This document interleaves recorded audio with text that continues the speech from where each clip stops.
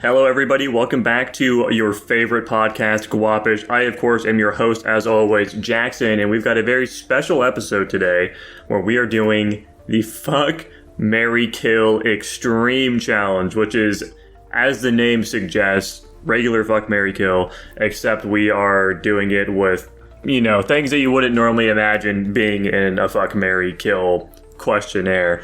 Of course, we've got the fucker himself, Tanner. That's right, buddy. We're gonna bring it up to the max, and we're gonna spank it down, and we're gonna throw it away, and we're gonna wed it in holy matrimony. Oh, yeah. We've got the marrier, Dylan. Oh, yeah, brother. Gonna make it fit into a Slim Jim. We're gonna do all the things. Come on, let's go. He's stealing my fucking voice. I'm suing you. I'll see you in court. And, of course, we've got the killer, Nico. I just think that if something exists without my knowledge, then it exists without my consent, and therefore shouldn't be allowed to live. Oh my. Anyways, you're fucking lame. I don't like people like you. We are going on to the first options here. Not all of these have a theme. A lot of these are pretty random, but some of them have themes. And this first one is robot girls. You like robot girls, guys? You guys like girls that are robots? SJ9, she was my childhood crush. Anywho, so we've got the fucking teenage robot chick, but in a skin suit, of course. We've got 2B, and then we have a woman's brain, I guess, trapped inside of a robot. She thinks she's still a human, but, she's trapped in some fucked up robot that's stuck at the bottom of the ocean. Alright, whatever that dang old thing is, I'm killing that, I'm marrying 2B, and then I'm fucking SJ9. I agree. I think I'll have to agree. Okay. This one's pretty easy. Do we want to have a set order for this, or do you guys just want to freeball it every time? I'll go first each time, I don't care. I got these things on lock. I'll go last, it'll be funnier that way. Okay. You can really ponder based off of their decision. This was a layup one. The next one's also kind of a layup. It's just 3 women, Yeah. Yeah. Oh, shit. Oh my. Who are these other two, though? Alright, so we got Flo in here. I'm a big fan of her. Yeah. The one on the left kinda just looks like Jackson in a female filter. It is. Oh. Yeah, that's just my setup, dude. I guess Nico's going first. Yeah, I gotta marry Flo. She seems like she has a good, stable paying job. She can really take care of me. Then, I'd probably fuck the girl in the middle, and then, yeah, that obviously leaves out the other is just the one I'm killing here. Okay. Yeah, I think I'm pretty much exactly on board with, it's definitely Mary Flo. Something about the location of this girl in the middle seems ominous, so I'll go ahead and say kill her and I'll fuck the blonde. I don't like that plastic she just has on the ground in the bag. Yeah, I'm looking at that too, and I'm like, it's suspicious. Presumably that's the bag that the cosplay she's in came from. I think we all know what's going on in that middle picture. Dylan, please inform me on your choice of who you'd fuck, marry, and kill. I'd marry Flo, I'd fuck the girl in the middle, and I'd kill that dude on the left. Awesome. Do you guys know who the 2 people are on the left? No. Oh, wait, hang on. Is that Pyrocynical? Yeah, on the left is Pyrocynical, Yeah, the middle's okay. Finster. It's who? Damn, I should have fucked Finster. Oh well. Anyways, it doesn't matter. You guys like yanderes? You guys a big fan of yanderes? This is another pretty lowball one here. This is maybe the easiest one yet. Who are you guys fucking of these 3? Of course, we're going to go into the assumption that they're attached to you in the similar ways that they're attached to the characters in the show. I don't know what that Okay, means. so this is very tricky. I feel like I'd have to marry Esdeath. She's the scariest amongst them. You watched Yunogasai do some fucking crazy shit. She kidnapped Yuki and tied him up in a fucking basement. Yeah, but she doesn't have the same scary powers the other 2 do. And because I think I'd have to kill her, she seems the most realistic that I could kill. I forget, who the fuck is the bitch on the left? I know she's from Elfin. I don't remember her name, though. Oh, God, I've got no idea what the hell her name is. It's Elfin. Yeah. How about it, Tanner? Oh, was Nico done? I only heard him say one thing. He's marrying Esdeath, he's killing Yudo, and he's fucking chick on the left. Oh, okay. I am not familiar with any of these characters at all, so I'm gonna have to go off of vibes. I'm gonna go marry the one in the middle, kill Esdeath, and fuck the one on the left. Very interesting. In order from left to right, I'm gonna have to say marry, kill, and then fuck. Interesting. I'm not a big MILF guy, so it would be preferable to not have to marry Esdeath. I'm just scared of her. She's not even like a MILF though. She's like a young woman. She's got large breasts. That's a MILF to me. Wouldn't that also have to imply that she has a kid? No. Nah. A MILF doesn't have to be an actual mom, Dylan. That's no. Yeah, as that's like a big, powerful, scary dominatrix that likes torturing people to death. Fucking awesome. The left chick is some like supernatural monster where she's got like vector arms that can go through walls and fucking tear people apart and slice them around. But for the most part, she's like very she's like half and half, you know. She forgot her memories of who she was, is why she's actually benign in the show a lot of the time. Yeah. But once she gets her memories back, that's when she just goes on a killing spree most of the time. And then yeah, the middle chick is just a psychopath.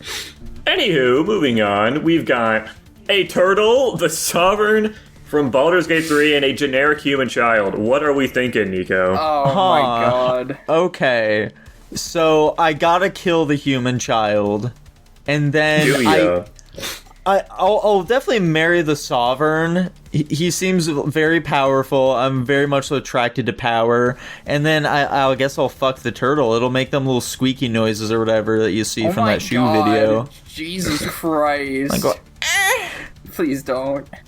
please don't make the noises of the turtle. Oh my god. Man, the thing is, like, murdering a child is worse than fucking them, right? Honestly, I feel like marrying them's the easiest option. You don't have to touch them, right? You can just fucking marry them and just not do anything. I guess I'll marry the child. I'll kill the turtle and fuck the Sovereign. Kind of based. I agree with my husband. You agree? We're all fucking the Sovereign out here. Look at those eyes. He's so alluring. Oh, yeah. So Jackson, are you not participating here? We haven't heard what you have to say about any of these. Initially I was planning on it, and then I fucking just didn't for the first two, and then I just kept going. So I guess I'm just going to host this because I think it's funnier that way now. Okay. There you go. Okay. This next one also doesn't necessarily have any correlation with each other. We've got a mound of dirt, we've got the Babadook, and the main villain in Funny Games. Okay. So I'll marry the dude from Funny Games because he has power over space and time. And we've seen one of them get murdered before. Like, if you kill both of them, then does that work? Then are you free of all their suffering and stuff like that, or are they just gonna pull some other hijinks? It's tough to say. Then I'll fuck the Babadook. I like his outfit, and I'll kill the mound of dirt. A poor mound of dirt. Rip, I guess. I agree wholeheartedly with fuck the Babadook. The Babadook is definitely the hottest one here. But I'm actually gonna go marry the pile of dirt and kill the guy from Funny Games. Oh, Marrying boy. the pile of dirt is a pretty no strings attached kind of relationship. I like your line of thinking here. That's very funny.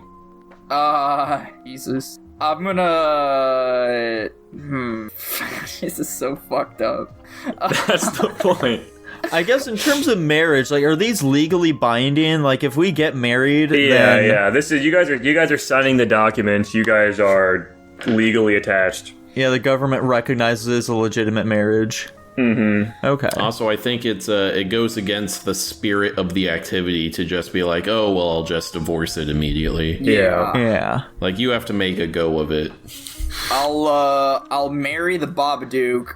I'll fuck the mound of dirt, and I'll kill the main villain from Funny Games. That's fair too. You guys all had different choices, and I respect that. Fucking the mound of dirt is kind of based, you know, just a one-time thing. Marrying the Babadook is also pretty solid. Presumably, he wouldn't act all scary around you because you're married, but who knows? It's the Babadook. Okay, so Dylan, real quick here. If you're fucking the Mound of Dirt, what's your go-to strat here? Are you just like, missionary position, like grinding against that pile, or are you like kind of using it as like some lube or something along those lines to just like jack yourself off? Insane question. I guess I'd go with the first one, I guess. Okay. Dude, you're gonna get dirt all up in your dick hole, though. Dude, I don't think it matters either way at that point. Anyways, we all love Final Fantasy here. We like all the characters from them, so of course I picked out some handcrafted Final Fantasy characters for you guys with this next one. We've got Matoya, the old witch Matoya. We've got Freya, which is some fucking rat thing. And then of course we've got Lodorito, a rich Lalafell guy. I was hoping you'd throw like a Moogle and Red 13 in here. Those could have been fun. So, Freya, I'm not a furry, but like, that's the only woman here. So if I'm going to be locked into a long-term relationship, although I could marry the old woman, and she'll probably die off pretty quick here. So I won't She's be like a too witch bad though, either. or some shit. Oh yeah, true. All right. So this makes things kind of tricky. I'll lock in marrying Freya, and then I guess I'll fuck the witch. Maybe if she enjoys it enough, she'll give me some like sort of special powers or something like that, and then I'll kill the dude. Damn, poor little Rito. Yeah, I'm very different. I'm gonna marry the dude, fuck the goblin rat girl, and then kill the witch. Dylan, you're the only person that knows anything about Lolorito. What are you thinking? The thing that sucks is he's not actually a bad guy, but also... He abused the situation for his own gain. I know, but he's not as evil as the other guy. Yeah, he's no Telegiataleji. Yeah, but regardless, the whole situation in Ul'dah is completely fucked, and not in a good way. Not in terms of this topic. I think I'm gonna probably follow Nico's tracks here and marry Freya, fuck Esdeath, and kill Lolorito. These merchants can't stand... I don't know why I said Esdeath, I forgot her name immediately. I'm shocked you guys aren't going, or not consistently going for marrying Lolorito, He's a fucking super rich, wealthy merchant guy. I considered that after... I can't get behind corrupt money, dude. He just seems like kind of a chill dude, to be honest, He's not, though. I don't get that vibe from him here. He's definitely not a chill dude. He's putting on airs, dude. He's got money, so that's all that really matters. Anyways... He looks like he'll have his friends try and fuck me or something. That is very likely. Sure hope not. Anyways, we got another themed one here. We've got Pokemon. You guys like Pokemon? Pokemon waifus even? Yeah. Yeah, we've got Gardevoir, Lopunny, and Weeping Bell here. Okay. Dude, this is where men are made. Hell yeah. Alright, so... According to Gardevoir's Pokédex entries, she's by far the most protective of the bunch here, so she seems like solid marriage material. Like, she'll create black holes in order to protect her trainer, alright? Lopunny, I mean... Just fucking You're not look a furry? at her, man. Oh my god. Yeah, I'd fuck her, and then, I'll kill the Weeping Bell. That, like, he's got that big old hole, but it's full of acid or whatever. I'm not putting my dick in there. But you don't know that, dude. You don't know that. I do know that. Yeah, killing the Weeping Bell is the obvious choice here. Nico, can I acquire some Pokemon knowledge real quick? Yes, Lopunny can breed with you. She's in the field egg group. Okay, I'm gonna go marry the Lopunny and then fuck Gardevoir. Thank you for knowing exactly what my question is. I would be shocked if Vaporeon is not on this list now. Anyway. So yeah, I'm gonna do the obvious thing. Weepbell's cute, but he's gotta go. He doesn't compete with the other two. Now, imagine, right, Lopunny is probably a really good, like, one time, It'd be, like, a good thing, be like, oh yeah, I did that once. But... Yeah, I've fucked the Pokemon before. I fucked that big buddy Pokemon before. But Gardevoir, might I add, also has a Mega Evolution. So, therefore... Lopunny also has a Mega Evolution. Does Lopunny also have a Mega I need to look this shit up. Yeah, she gets, like, some torn up tights. Oh, fuck, that's right, they both have. Well, that's the thing. Like, Gardevoir is just more powerful in general. Plus, psychic type over a fucking normal type. Like, are you kidding? Like, does Lopunny get any additional fucking types? Does she become fairy type or something? I think she becomes fighting type. That would make sense based on what I'm seeing here. Regardless, Psychic is more effective against Fighting type, which means if she ever came back for revenge, my Gardevoir could easily sweep the Lopunny. She comes back for revenge. He's like, what the fuck are you doing? So, I marrying think that skank. I think I'm gonna go with Gardevoir, marry Gardevoir and fuck Lopunny. It just makes the most sense. This is the expected outcome. I was definitely curious if one of you guys would pick to fuck the Weeping Bell, but, I'd lie if I say I wasn't considering it.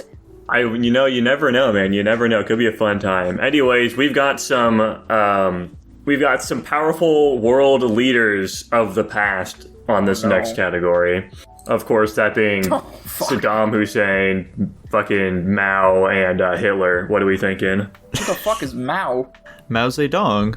Yeah, he was that like chill guy that fucking caused a massive famine that killed like 12 million people or something. Yeah, the Great Leap Forward. Dude, I think it caused like 25 million deaths. I'm definitely underestimating it. It was an obscene amount of people fucking died under him. He killed more people than Hitler did. Oh yeah, that's not a huge brag, honestly. Yeah. You're not into Maoism, Dylan? Let's just get on. I'll let you guys go and I'll inquire later. Okay. So, if South Park has taught me anything, Saddam is just not a great lover, okay? You don't want... Well, actually, he's a great lover, but he's not good marriage material. So, I'd fuck him for sure. And then, Hitler... He just didn't stick around all that long, so I don't think that I'd want to marry him either. So I think I'd go with Mao Zedong, and I'd kill Hitler. Yeah, I agree with fuck Saddam Hussein. Was it Hussein or Gaddafi that got sodomized to death? I didn't know either of them did. I know one of them, they were hiding in their capital palace, and then the crowd dragged them out and raped them with a bayonet.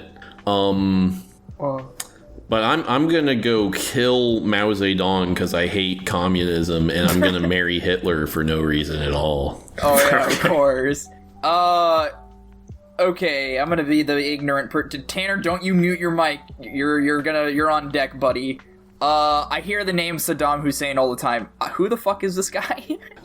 He was the leader of Al-Qaeda. Iraq? Okay. Iran? They're both Saudi the same. Arabia? You know, He one was of the leader of those. some Muslim country, and we fucked him up. It was Iraq. It was Iraq. I'm so smart, dude. What about this Mao guy? What country? Mao Zedong, he's communist China. He didn't start it, but he was like the most noteworthy leader of communist China. Okay, that's all the information I needed because I know plenty about Hitler. Based on Nico's analysis of Saddam Hussein, I'll have to agree with him there. Considering the fact that this Mao guy killed more guys than Hitler, that means he just has a disregard for human life, which means he wouldn't be a good father at all, and he probably wouldn't care about my well-being, so he's gotta go too. And then Hitler, he's actually dedicated to a cause until he fails and then eventually kills himself. So I think given that, I could just, take over his hierarchy, because he has a low ego or something like that, so I'll probably marry Hitler. Dylan is on the record saying he'd take over the Nazi party from Hitler. I didn't say the Nazi party, I just said a hierarchy, whatever that may entail. What the fuck? Okay, whatever. I could become the dictator of Germany, guys. Don't read too much more into that. Tanner literally insinuated... Well, he wasn't a dictator, he was democratically elected. Oh, of course. Yeah, democratically elected at pistol point. No, he was just normal democratically elected. Yeah, he legitimately was just like an elected official. It started out that way. It didn't end that way. Moving on. You guys like Pay It Forward? You guys remember the movie Pay It Forward? I hope it's it was the three alright. main characters from that movie. Kind of close. We've got the teacher from Pay It Forward, the mom, and Kane It's from Cayenne. Nier. Cayenne from Nier. I can't remember how to fucking pronounce her goddamn name. His Okay. name, whatever the fuck she is. Alright, so I'm thinking I'll definitely marry Cayenne, I'll marry the mom from Pay It Forward, and then, I mean... Are you killing or marrying? You said marry to both of them. Oh, oops. Yeah, well, he was sorry. about to say marry the teacher as well. No, my apologies. I want to fuck the mom from Pay It Forward, and then I gotta, I gotta kill the guy who's done some very bad things in Hollywood, but he's gay, so I guess it's fine. Oh my god. Dude, he was completely exonerated in both his civil and his criminal trials. He didn't do any of that shit, maybe. So was OJ. Oh. Dude, that's a good point. Yikes. But he's white, so, like, it actually means something. Oh, okay. Oh. I am not associated with this podcast or anything that is said thereafter. I guess for context about KNA, they have a dick. Anyways, go on, Tanner. Funny. My main problem is I just don't know jack shit about Kayane, so I'm gonna kill Kayane, fuck the mom from Pay It Forward, and then I'll marry Kevin Spacey. Okay. Base choice, Dylan. God damn it. You would have been better. It would have been funnier if you didn't tell me that little bit of information, That's Jackson. the thing, though, is I'm always struggling. Like, do I leave it up to, the audience? Because it's like for the audience, too, because maybe they don't know why it would be funny, and they don't get the humor of it. You could have saved it for after I made my choice. It would have made it funnier. That hasn't stopped you guys in the past. Anyway. Kayane is a wonderful person, by the way. Isn't she She's got a fat rack, too, and also a fat dick. Anyway. I don't think her dick is big. I don't think it is either. What kind of information would have led you to believe that? I'm just talking. Dude, I don't... Is she not an android? No, she's human. Fuck. Well... I was... Yeah, no, I'm not getting into that part. Dude, if she was an android, you could remove that shit and it wouldn't make a difference. You could just replace it. With a bigger one. No, with not one. God damn it. I think, but the mom's not the greatest person either. Both the parents are kind of fucked up in this scenario, but also... Oh no. This is the one I'm surprised this is the one that's getting you so much. Golly, man. I go with, maybe if I start with kill, that'll make it easier. I'm gonna kill the teacher, and then marry... Oh, this is so tough. I'll marry Kayane and then fuck the mom, I guess. I don't know. Kind of based. I don't know why that one was... I don't know why that was the right sequence, Dylan. Excellent work. Oh, I don't think there is a right or wrong, but I'll accept your praise anyway. Okay.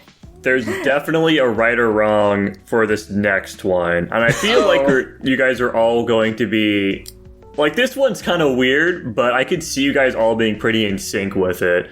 Okay. We've got Shadow the Hedgehog, Toriel, and the mom from Coraline, but like specifically when she's spooky looking. Okay, very simple here. I'm marrying Toriel, okay? She's a very loving woman, obviously a great mother. Easy peasy there. I'm fucking Shadow the Hedgehog because he's hot, and then I'll kill the mother. Yeah, I'm gonna have to agree with Nico completely. As much as I don't like it, I'll have to agree with both my husbands. And that's what I'm talking about. I knew this one would be a clean sweep here. Toriel doesn't have any powers, does she? I think she's just a basic-ass monster, right? She can, like, throw fire. That's pretty cool. Alright, we all play Zenless Zone Zero here. We're all big fans of that game. So, of course, I've got a segment with Zenless Zone Zero characters in it. That being Ben Bigger, Wise, and Shark Boo. What are we thinking? Alright, so I'm marrying Ben. He seems like great husband material, if you ask me. Wise is some fucking loser. I'll kill him, and then I'll fuck the Bang Boo. You couldn't just make it easy, could you, Jackson? Shockingly enough, even though I'm coming from a place of complete ignorance, I agree with Nico. I'm marrying the bear, killing the twink, and fucking the shark. Because you're so fucking... Ben is kind of a chill guy, so marrying him does seem like the right choice. You know, there'd be too much drama with Wise and his sister if you tried to marry him. I don't follow that train of thought, but, Well, his sister's also trying to fuck him, Dylan. No, anyway. Alright, I think I'll get the easy part out of the way. I'll say I'll kill the Bang Boo. I don't really have to do much, just gotta pour water on it, it's fine. but Ben is good with finance. But he's not a very stand-up kind of guy, which means he's not reliable. What do you mean by that? Which part? Him being a stand-up guy, him not being a stand-up guy. Yeah, he's not very confrontational. He gives in to people way too... Like, for being a big guy, he just kind of does what everybody says and is very, like, apologetic to everything. That's not what stand-up means. I couldn't think of anything else, dude. We all know what I mean in the end now. You know, I guess that just means Ben would just be consensual to the situation, so I guess I'd fuck Ben and marry Wise, because, we're going under the assumption that all of these are consensual. You know what I mean. They love you. But also, in the marriage. Wise has like fucking hidden powers, and he could like do calculations and programming and shit. And then I have access to like their video store, and also, you know, a super AI. So there's also that added benefit. It might even become like a throuple situation with his sister. How about that? Fuck, Dude. I should have considered that. Yeah, then I get Belle because she is into the things her brother. And her brother as well. Yeah. I don't think, this next one does not specifically have any correlation with each other. We've got Peggy Hill, we've got Handsome Squidward, and the mother fox from Fantastic Mr. Fox. Okay, so I gotta marry the mom fox. She just seems real swell. I just recently rewatched Fantastic Mr. Fox, and I gotta say, she's the one who's really fantastic throughout that film. She has a very small lifespan, which is gonna be the big detractor, but I think I can work with it. The next two are the toughies, though. Like, Peggy is a human woman, but she's also fucking awful. I guess I just have to fuck her, so that might not be terrible, but her feet are fucking huge. Handsome Squidward, on the other hand, that's like a once-in-a-lifetime sort of experience. Who knows what those tentacles can do? I gotta go with fucking Handsome Squidward and killing Peggy. Not the route I thought you were going to take with this one. Interesting. Tanner? It was the route Yeah, I I'm suspected. actually going to fuck Mrs. Fantastic Fox, marry Handsome Squidward, and kill Peggy Hill. The problem with marrying Handsome Squidward, like, he's just like some fucking... What's the word I'm looking for? He's some register boy, okay? And, like, he's being employed by Mr. Krabs, so he ain't making great dosh. He is a homeowner, though, which is kind of nice. He's got a ton of art and shit, too, you know? I mean, presumably that he made himself, but, like, it's, I'm gonna start too a bad. secret OnlyFans for him, so There you I'll go. be making some decent dosh. Huge. I think I'm gonna take the most basic bitch route that anybody would expect here, and I'd marry Mrs. Fox, fuck Peggy, and then kill Handsome Squidward. That's what I expect you to say, so valid answers. That's valid not what I answers here. expect him to say. I thought he was going to marry Peggy. There's clearly a badder bitch in these pictures here, and it's very obvious. Yeah. Anyways, the next segment is dysmorphed bodies, maybe. It's not what you guys were expecting. We've got the thumb guys, we've got a chick that doesn't have arms or legs, and a cone head. Golly. I don't like Christ. body dysmorphia. This is awful. Huh. Okay, so I guess I'd marry the cone head. They're pretty fucking weird. Yeah. I'd fuck the chick without arms and legs, and I'd kill a thumb. This is horrible. It really the worst is. thing This is a I've ever rough seen. one. Terrible. Yeah. How do you think she'd react if you told her you'd be much more attractive if you amputated the foot? It is. Don't worry about that. Let She me put does Hoots kind out of there. look like she has a dumper on her, though, which is a bit weird. I'm pretty sure she's facing forward. Well, if you can see it from the front, wait till you see it from the back. I feel like it'd just be inverse, you know? God damn it, I'm reposting the thing I just posted. Hold on 1 second. Put this up on screen, Nico. Me, Don't you're do the it. one who's It's putting a these trap. images up on screen. You got this, Tanner. Cut this out, Tanner. Put it up. Very funny. I think I am killing the thumbs. What? And she has a phone next to her. How does that? Does she use her foot to control the phone? Maybe it's just like voice controls. Okay. True. I'll marry the quadriplegic woman. That's not what. That's the wrong word. The quadra, and like a double amputee. Yeah, whatever the fuck. I'll marry her and I'll fuck the conehead. I thought Maybe I was I'll going to put be a big like 10-gallon hat on her to hide the cone. I thought I was Like going a to be 20-gallon hat. Am I right? Woo! True. I thought I was going to be the only one thinking that, Tanner, but you took the words right out of my mouth. I think I'm going to follow suit, my guy. There we go. This one was more of a conundrum for you guys than I thought it was going to be. This next one should be pretty easy, though. We've got 3 things that are comically lusted over by people. Comically lusted over. Comically lusted over. We've got goat, a horse, and Vaporeon, of course. Is it specifically a long horse? No, I just stretched the picture because I thought it was funny. Okay. It's a normal horse. Okay, so I'm marrying Vaporeon, obviously. They're the hottest one here. And as we all well know, this is where Tanner inserts the Vaporeon copy pasta. So, that just leaves the horse and the goat. Now, I've seen the Mr. Hands video, so I know what happens when you... it? No. Oh, okay. But I've heard tale of the Mr. Hands video, so I know what happens when you try and get down and dirty with a horse. So to I'm be thinking, fair, in that video is not the time that killed him. huh? I have no clue what you guys are talking about. Well, We've brought up Mr. Hands so many times. Come on. I ignore the things I know nothing about. I guess I gotta fuck the goat and kill the horse. Yeah, I'm going in a completely different direction. I'm gonna fuck Vaporeon. I'm gonna marry the horse, and I'm gonna kill the goat. That's actually not a bad answer. That seems like a pretty good answer. Alas. Does Vaporeon have teeth for no reason? I don't think so. Interesting. They didn't have that mentioned in the copy pasta. Some Pokemon just have the innate ability to chew food despite not having teeth for some reason. Radical. Dude, as much as I think your answer's goated, I think Nico's on the right track here. Except, wait, Nico, did you say you'd kill the goat or you'd fuck the goat? Yeah, I'm fucking the goat. Okay, then we are exactly in sync then. I wouldn't change anything about your answer. It's just that simple. Plus, think of, like, how much you'd be saving on your water bill if you married Vaporeon. She could even do, like, Scald, which is hot water. Like, imagine the capabilities. And then also, you just get more EVs out of the Vaporeon, and then you just evolve them into other EVs, and then you don't ever have to worry about resources ever again. That's crazy. If a Vaporeon lays an egg, it's an Eevee. Yeah. Well, yeah, they don't That's hatch crazy. into... They always hatch into their base evolution.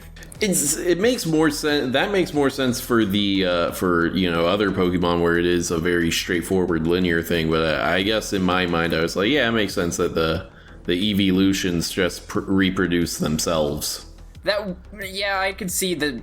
Yeah, I don't get that really much either, but, like, it wouldn't make much sense, because then EVs would just go extinct, if that was the case. I love this topic because it just gets you guys talking about the logistics of fucking a Vaporeon and having their child.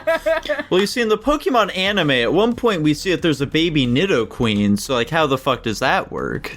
That's not canon. That is fucked up. I'm imagining, like, a Vaporeon mother and father at home, and their child comes back from college and they're a fucking, Umbreon or something.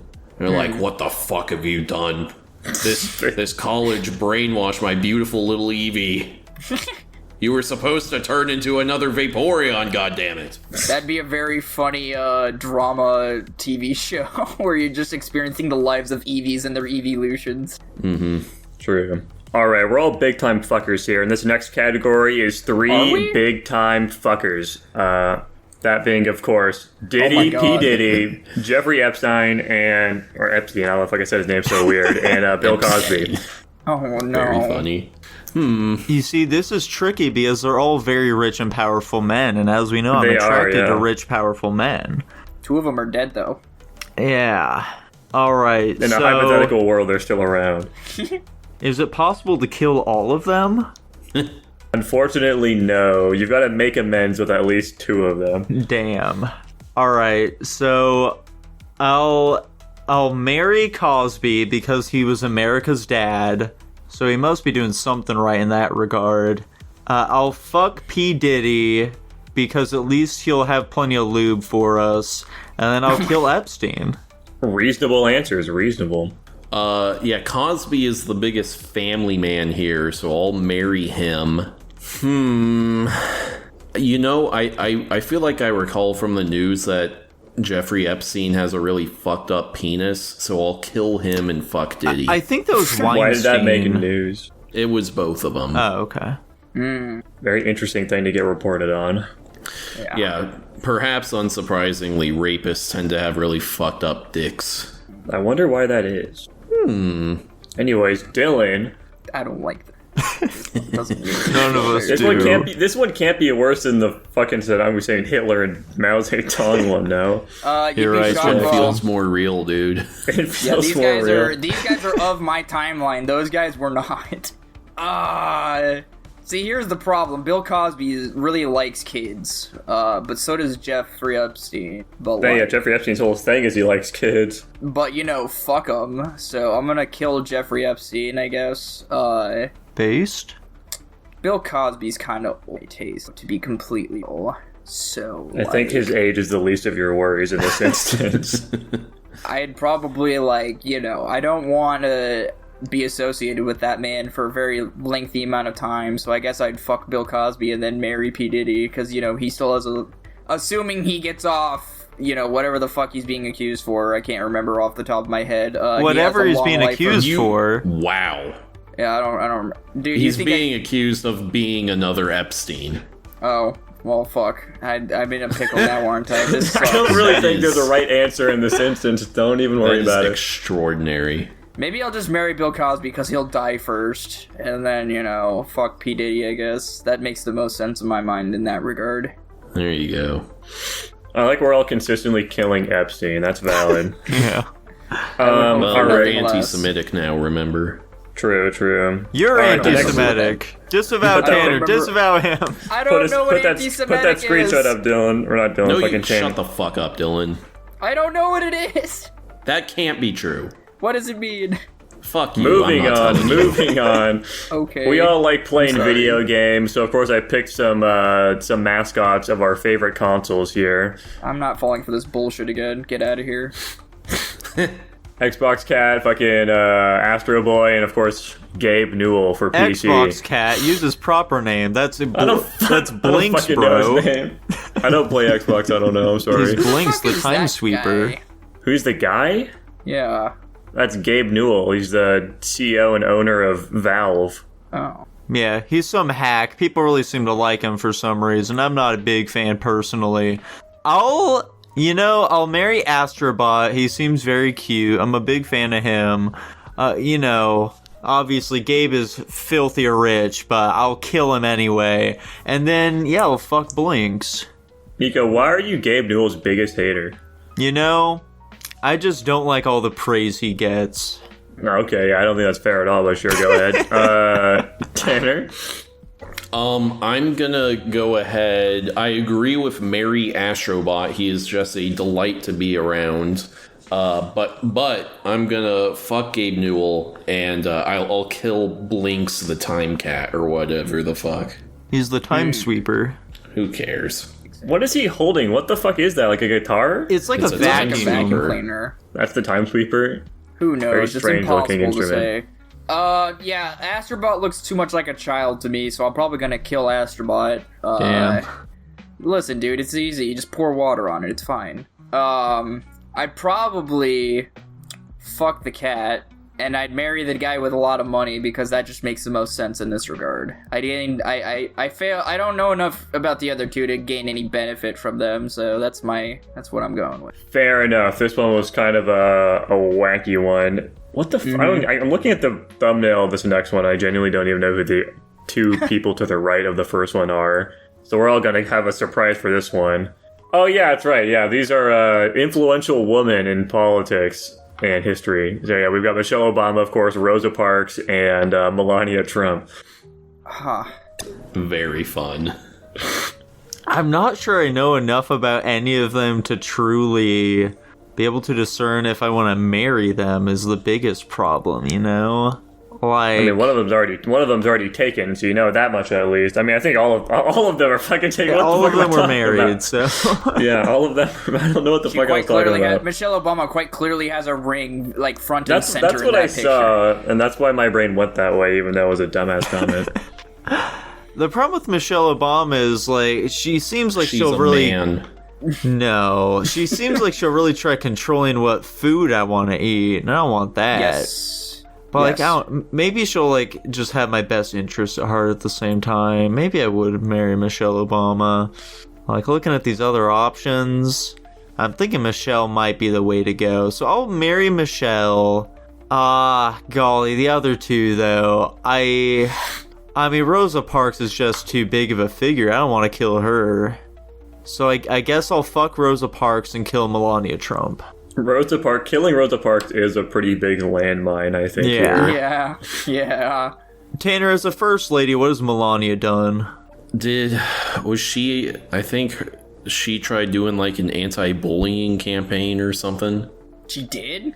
Honestly, they did the smart thing where they're like, it's the president's wife, who gives a fuck? And they just had her chill in the background and not do anything. There you go. Huh. She has a very funny phone call that got leaked where, like, traditionally it's like, the first lady's job to, like, decorate the White House for Christmas. And it was this call between her and I think, like, one of her assistants or whatever. And she's just like, what is this fucking bullshit? I have to decorate the fucking house or whatever. Very funny. Very funny. That's kind of iconic of her, though. Rosa Parks is kind of bad, so I'll fuck her. Oh, that's a toughie. Because even though I am a firm believer in Big Mike, I'm not particularly attracted to Melania. Melania is capable of churning out 6'9" children, though. True. I love how that's your determining factor here. That's pretty funny. You know, the accent is just gonna annoy me. I'm gonna kill Melania and marry Big Mike. I think... Did you and Nico end up saying the same thing? Yeah. Yeah. That's very funny. I think I'll be the contrarian then. I just want to point out now, Melania Trump does not look good in a full suit. That's... yeah. Well, she's a woman, so...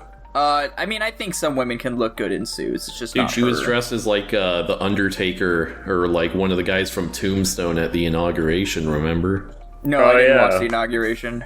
Anyway. I think in this instance, I'd kill Michelle Obama, marry Rosa Parks, and fuck Melania. That just makes the most. I think we all have valid answers here. All Right. totally valid. This next one, though, might be a bit trickier for you guys. Oh boy. Let's see it. Oh. I don't know what the fuck her name is. She's from Chowder. Endive. It's Endive.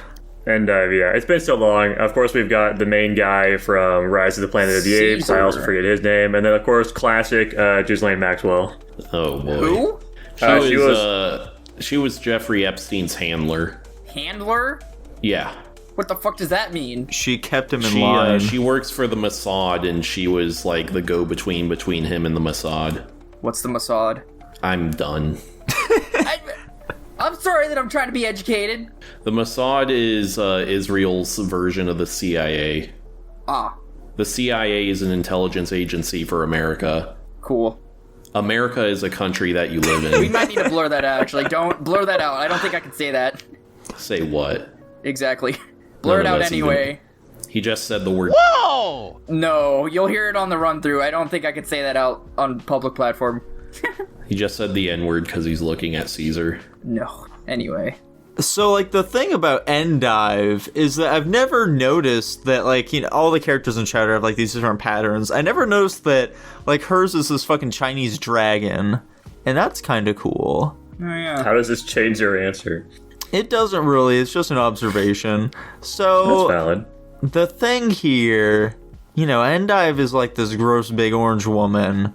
But she's also filthy rich. And the other options here are a monkey and a pedophile. So I think I'm gonna marry Endive. I guess I'll fuck Ghislaine Maxwell and then I'll kill Caesar. Caesar, that's right. I said... It's all coming back to me. I think I agree with killing Caesar. I think I'm actually gonna marry Ghislaine Maxwell and then fuck Endive. Why is that? Ghislaine Maxwell, she's much richer than Endive for one. You don't know that. Have you seen Endive's big ass fucking palace? Yeah, but like the currency in Chowder World is like fucking edible candies or some shit. As opposed to inedible candies, of course. What's the conversion rate of Chowder bucks to USD? And you know, Ghislaine has connections and whatever, so maybe I can get myself taken off of the Mossad's hit list. Perchance.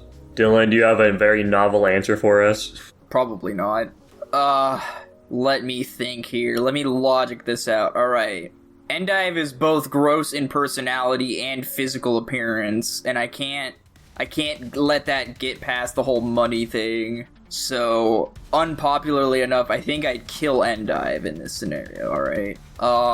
Because, you know, if you kill Caesar, you're just gonna start an ape uprising, and that's the end of the world. However, if you marry Caesar, he doesn't probably know what marriage is, so I don't have to do anything. He just knows that I am sacred to him and vice versa, and then I'm, like, immune from the ape uprising. And I'll be touted around as the sacred human, and then, if it ever does come to that. And then, I guess I'd just fuck the other chick because, you know, whatever.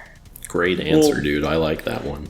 Yeah, there we have. I love it. I like you killing Endive right off the bat. Big fan of that. She's a gross lady. I don't like her. This So's next Ghislaine one. Maxwell.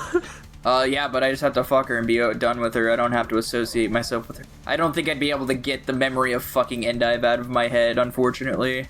Yeah, I don't think you'd want to either. Me, yeah. Do you see those tatas? Anyways, I don't know. This fucking next category is very specific. You guys like How to Train Your Dragon? I don't know why the fuck I made this category. We've got Toothless, Hiccup's mom, and Hiccup's dad. Okay. Another family extravaganza. You added this because the remake just came out. It's very topical. I can put in the thumbnail. That probably is why I put it. Okay, so obviously I'm gonna marry Hiccup's mom. The problem with her though is that she just kind of like bailed on her family, and that's not very good.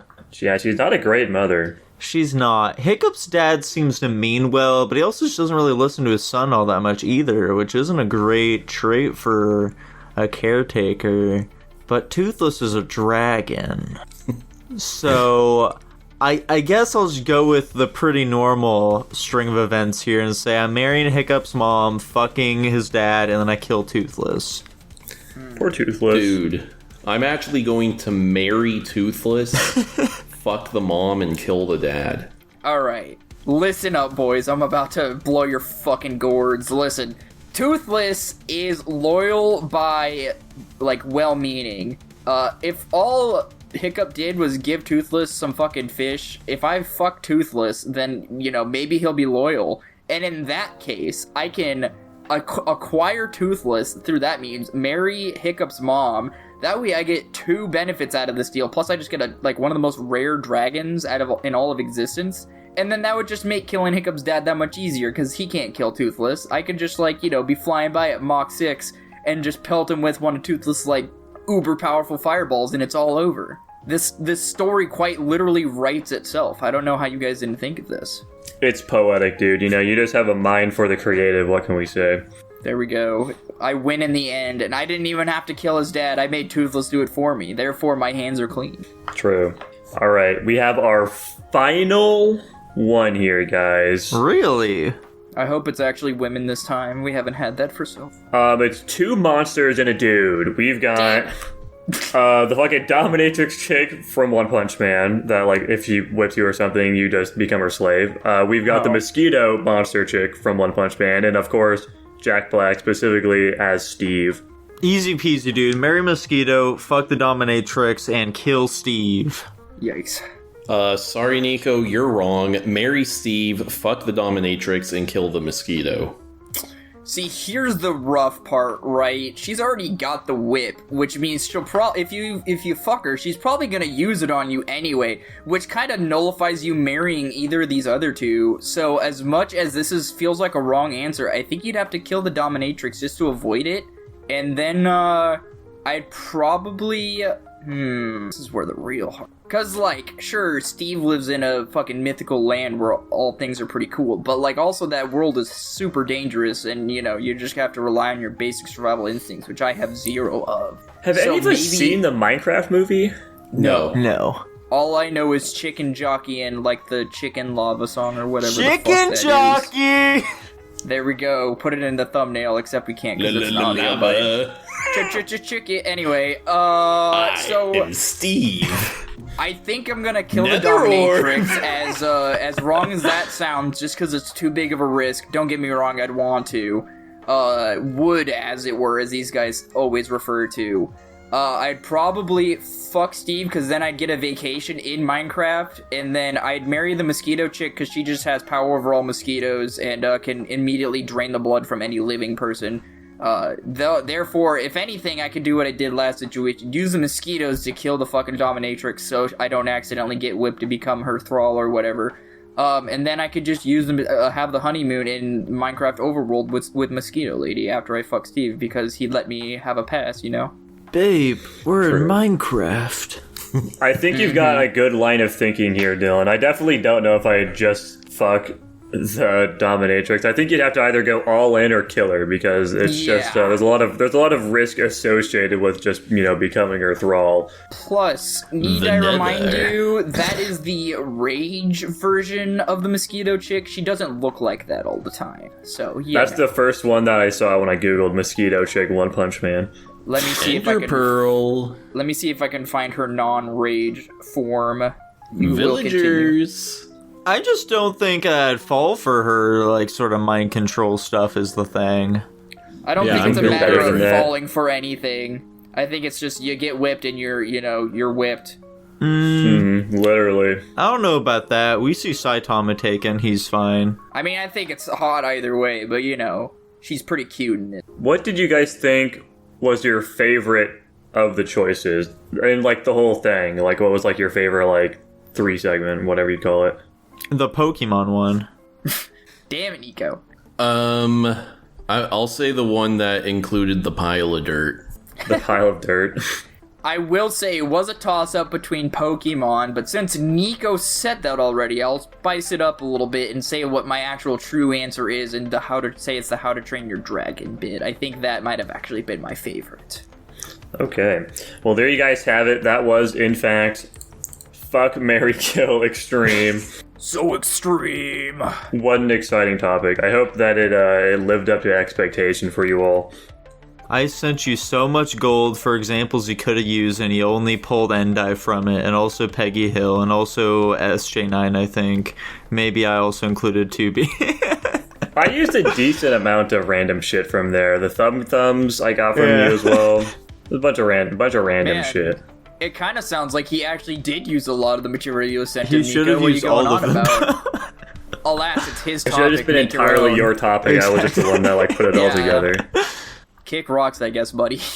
Anywho, we've got our Guapish at the movie reranks. It is, in fact, a 6-month gap since the last time we did this. So, of course, every 6 months we can go and look at all of the movies we've rated.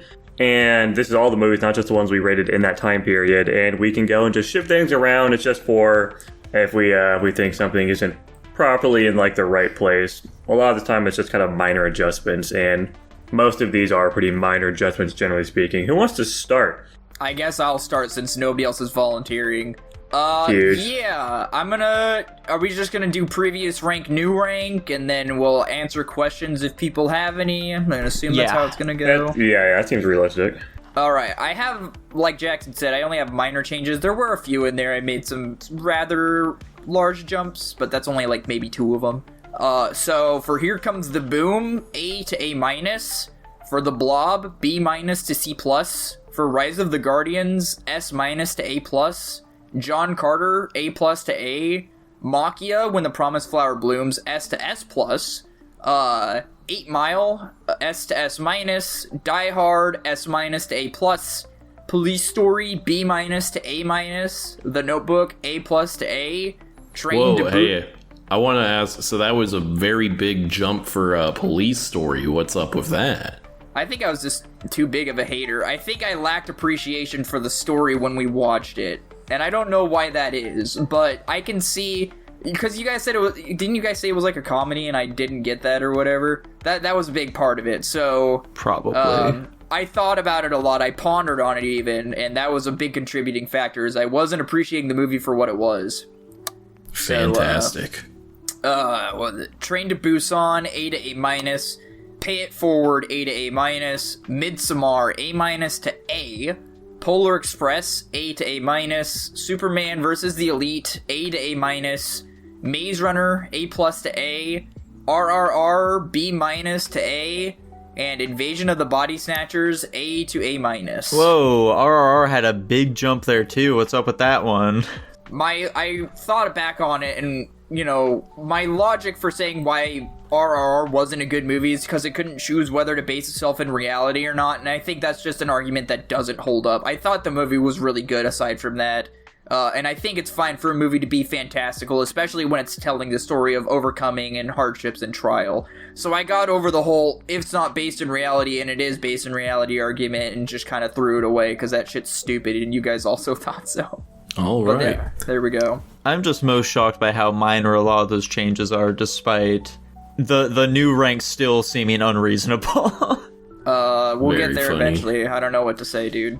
Dude, I'll go ahead and go second. So the big thing I did to sort of guide my re-ranks was I decided to crystallize a more solid idea of what each rank means to me, and I basically just did that by coming up with whatever a word to associate with each rank.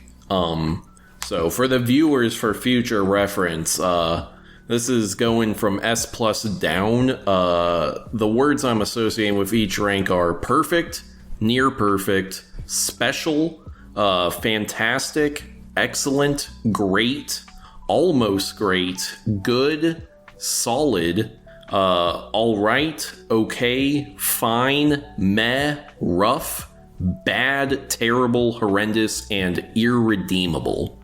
Makes sense. So with those in mind, that's how I kind of determined what I was going to be shuffling around. And so I went, let's see, we didn't actually do that one. Men in Black, A+ to A. 28 Weeks Later, S- to A+. How to Train Your Dragon, S- to A+. 1917, A- to A. 7, A- to A. Good Time, A to A+. Redline, C- to D+. Sinbad, A- to B+. Overlord, A- to A. Joyeux Noël, S+ to S. I Spit on Your Grave, F+ to D-. The Ritual, C+ to B-. Barnyard, B+ to B. Jojo Rabbit, S to S-. A Christmas Story Christmas, A to A-. Fantastic Mr. Fox, S to S-. Skinamarink, D to D+. The Witch, C+ to B-. The Cube 2, Hypercube, B- to C+. I Want to Eat Your Pancreas, A- to B+. Used Cars, S- to A+. Rogue One, S- to A+. Nacho Libre, A+ to A. And Straw Dogs, F to F+. And then I had written down that I had a net change of -3, and then movies I've changed in the last two re-ranks, or in the last re-rank as well as this one, were The Ritual, The Witch, and A Christmas Story Christmas. And then a movie I've re-ranked 3 times now is I Want to Eat Your Pancreas. Very Just fun. keep dropping that one every time. Yeah. Unfortunate. Base, though. Alright, I guess I can go here next. So, here looking at, for me, I've got Happy Gilmore, B to B-. Tale of Princess Kaguya, A- to A. A rare moving up. Check that out. Passion of the Christ, C- to C. Muppets from Space, B- to C+. Harry Potter Goblet of Fire, B+ to B. Click, C- to C. Deep Blue Sea, C to C-. The Mummy, B to B-. Free Willy 3, The Rescue, C to C+. Toys, C to C-. Harry Potter and the Prisoner of Azkaban, B+ to B. Josie the Tiger and the Fish, B- to B. Joya Noel, A- to B+. Mandy, B to B-. Godzilla, C to C+. Logan, A to A-. Watchmen, A- to B+. Puss in Boots: The Last Witch, S to S-. Rocky 2, A to A-. Mixed Nuts, B- to C+. Kong Skull Island, C to C+. The Polar Express, C to C+. Speed Racer, B to B+. Fantastic Mr. Fox, A- to A. Rocky, A- to B+. RoboCop, B+ to B. Mad Max Fury Road, A to A-. The Others, A- to B+. I Want to Eat Your Pancreas, C- to C. I felt like I was being just a little mean on that one. No Country for Old Men, S to S-. Holes, B to B+. And Joker, S to S-. Question. Yeah. Which Godzilla? 2016 or 98? 2016. Okay, solid. Yeah, you had a couple of random interesting ones that got booted up. It seemed like you were trying to utilize the C+ tier a bit more. Yeah, that sort of area, as well as A- was the big one I was trying to make shifts to, because I had a fuckload of movies in A-, so I was moving films up and down a lot through that tier. Okay. Do you have a nice perfect bell curve now? I just might. I feel the beauty of the re-ranks is fine-tuning, like, especially with sequels, you're really like, okay, do I actually think this movie was better than its predecessor or its sequel? And then you can fine-tune it from there, and that's kind of what I did. I didn't do much of that with my own personal re-ranking. I didn't have a crazy amount of, like, really shocking changes. The biggest change is that I knocked all three of the main Abyss movies down one peg. So, Journey's Dawn from A+ to A, Wandering Twilight from S- to A+, and Dawn of the Deep Soul from S to S-. I think those movies are fantastic still, granted. The lowest is an A to an S-. I think I was mostly, like, I really liked the first one initially because of my interpretations of the anime and, like, the just events that follow. And the big thing is, like, I kept thinking there were incremental increases in quality, but that kind of got me into a trap. Where it's like, I don't know if the fucking third one is truly, like, of the same quality as something like the fucking Shawshank Redemption to me. Yeah. So I was trying to be a bit more realistic about that. The rest of them are all pretty benign, I would say. I've got Stand with Muscles from a D to a D-. John Wick from a B to a B-. Speak No Evil I Raise from a C+ to a B-. The Raid 2 I dropped from an A+ to a solid A.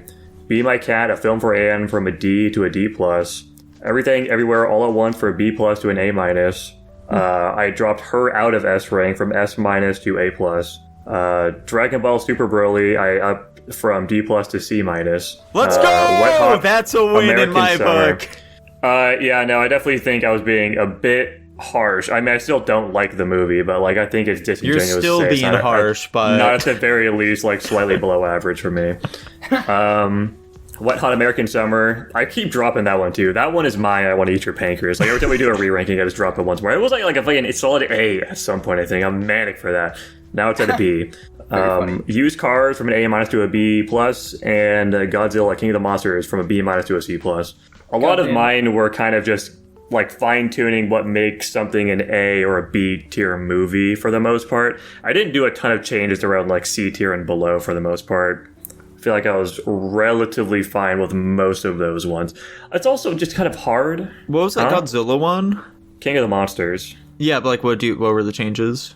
B- to C+. Oh, okay. I thought you said A- to C+, and I was like, what the fuck? Why do you have it so high before? Hell no. I mean, realistically, I probably should watch the one again, given it was literally the first fucking movie we did for Guapish at the movies. It's been a very long time since I'll watched watch it with you, brother.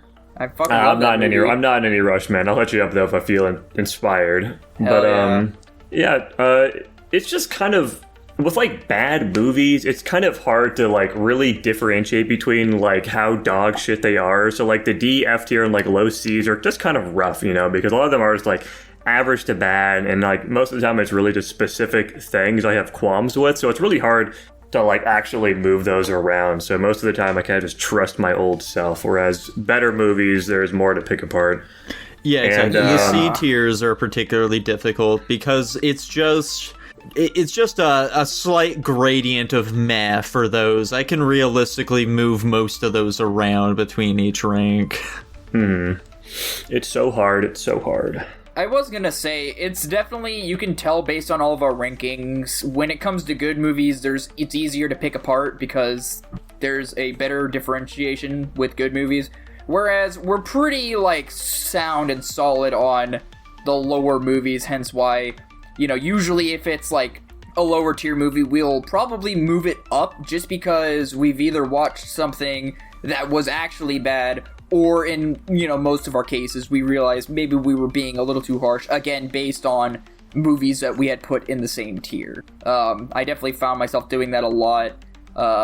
But yeah, I think it's just easier to pick apart movies when they're good because there's more to talk about compared to these bad movies where it's just kind of generally universally sound. Like, yeah, they just have something in common that makes them bad, and that's all there is to it. I agree with my husband.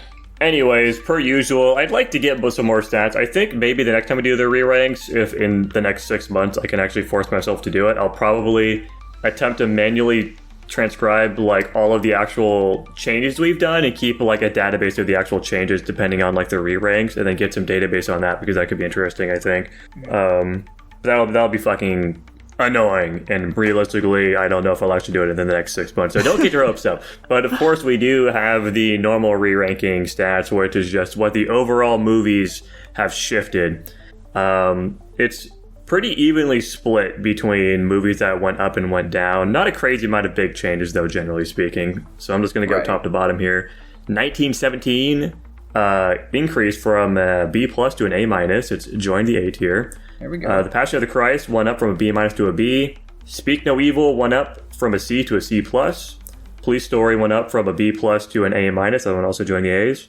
Dragon Ball Super Broly also increased from a B plus to an A minus. A lot of ones joining the A tier. There we go. Midsommar went from an A minus to an A. And RRR went from a B plus to an A minus, so another one that joined the A tier. And the rest of these, I think those are all really solid overall changes. Yeah. I agree, they seem realistic. And the ones that are dropping here, we've got Men in Black from an A minus to a B plus. God damn, it's balancing out. Sinbad, Legend of the Seven Seas, that one dropped from a B to a B minus. Harry Potter and the Prisoner of Azkaban went down, from A minus to B plus. Mandy went from a B to a B minus. Watchmen dropped from an A plus to an A. Jojo Rabbit went from a S minus to an A plus. Wow. Mad Max Fury Road went from an A plus to an A, and Used Cars went from a B plus to a B. Couple of rough ones in there, admittedly, but it's interesting seeing Jojo Rabbit fall out of S tier. Whoever like changed what I was Jojo thinking. Rabbit should be put to death. To be fair, that was me. I was about to say, I'm pretty sure that was Tanner. You should be put to It's death. because my S minus is special, in my mind now, and I think Jojo Rabbit is very good, but I wouldn't say it's particularly unique or anything. Let's analyze your currently special movies and see how well that holds water. Oh boy, yeah. here we go. You know what, though? Funny enough, what tracks with this topic, too, not necessarily the re-ranks, but with Jackson's point of, do I think all the Made in Abyss movies are equal? No. But, also, I mean, maybe I'm missing something. I might need to, really ponder on the Made in Abyss movies, which obviously it won't matter for the next 6 months, but regardless, I can think about it. I did think about, separating the two sequels, and I just didn't do it. I also went into this re-rank with, alright, I have too many S plus movies, I do feel like I need to remove them, and maybe I just didn't put enough thought into them, but I did glance over the S plus movies, and I was like, damn, I don't know if I can justify to myself removing them. And the only ones I would consider is probably, the second Made in Abyss movie, and maybe the sequel to Spider-Verse. Those were, the only two I did ponder Jurassic Park, to be completely honest. But at the end of the day, I obviously just couldn't bring myself to dropping them out, despite me knowing I probably have too many S plus movies, but c'est la vie, I suppose. Elmo and Grouchland, 28 weeks later, Superman versus the Elite. Are you simple, dude? To be fair, I dropped 28 weeks later down, but I still agree with those other two. Yeah, I also normally say if our overall rank has changed, like total for what we do, none of ours changed, unsurprisingly. Okay. Right. That's actually shocking because I had a lot of. I mean, they were minor, but I had a lot of downs. You're still on average very high. Like you're still at a B plus average. Tanner, you're at a B, and Nico and I are still at a B minus. Very close. So generally speaking, regardless. it sounds like we're picking good movies normally or more often than not based on this information. Well, Right. we also have as it were, a more refined palette for movies. I think even me at this point am better at judging I don't know movies. if we do. We're What better are at you judging talking about? movies, is what I'm trying to say. We're What? much more succinct in our thoughts. What does that have to do with anything? We kind of generally know where movies go. We're all pretty. I don't think you in the understand same- what Jackson was just saying at all. I'm not necessarily referring to that. I'm just saying, like, regardless of okay. whether movies are good or bad, we're all pretty, like, we're not always on the same page, but, like, more recently, we've been a lot more close in each other's rankings. And, That's the right. re-ranks, Recent I think, movies are like also Elmo showing and that. Grouchland, we were all very Well, close. I don't know how. That's not very Dude, that recent, was like to be 6 honest. months ago. There's I don't no know if it way was it 6 was that months ago. long I ago. think It felt like you it was fucking just lying to yourself there, yesterday. buddy. That had to be episode like 188 or That was something. 186. That was 6 months ago. Oh my Oh, god. Jesus, never mind then. Holy shit. Oh my gosh. Anyway. Do you have any other stats to share, Jackson? No, I mean there isn't really a ton of stats we can really acquire from this. If you guys have any, you're always welcome to let me know. How are the check marks looking right now? I don't think the green check marks are going to change all that much, if I'm being completely honest. I don't think we made enough big changes for it to change, but... Yeah, but we rarely just like talk about our total in general is the thing, though. True. I feel like we discussed this like 2 weeks ago, but... We did. I can't remember what the fuck they were then, but currently in last place, Dylan has 62. Yeah, sounds about right. I have 79 in third. Nico has 80, just barely edging me out, and Tanner is sitting up top with 87. I'm constantly just barely edging Jackson.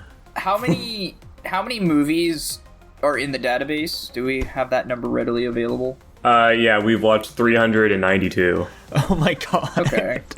The big 400 is coming, dude. Yeah. I'll try to percentage that out at some point. I think that's probably closer. None of us are in the double digits, I think, in like check marks though. If I'm doing Maybe my math. watching some fucking movies. Yeah. And speaking of watching movies, we're going to talk about the movies we watched this week over on Guapish at the Movies. Guapish at the movies! Friday Freaker, dancing new sensation, grabbing the nation, doing the freak call now. Jackson, what did we watch this week? This week's Patreon pick, as requested by Hunter. Thank you for the request on Patreon. And if you also want to get your movie picked, watched, and requested, all that stuff by us, go to guapish.com/Patreon or patreon.com/guapish. $1 a month, get in the queue, we'll watch it eventually. We've got the 1994 film Blank Check, which I am volunteering Tanner to give the plot summary of. Dude, Blank Check is the story of a young Preston Waters. He is a little boy in a family that they're actually pretty well off, but they're very stingy, and so he's upset about that, I guess. And he happens upon a villain who hits him with his car and gives him a blank check. And luckily for Preston, he just so happens to have a lot of money, and so he fills in that check for $1 million. And then has a really fun time. The end. Fun fact, the amusement park they film at was Six Flags Fiesta, Texas in San Antonio. Ooh. Wow. Fun very fact, fun. this takes place in Texas. The fuck? Yeah. It was filmed in, like, San Antonio, Austin, and Houston, I believe.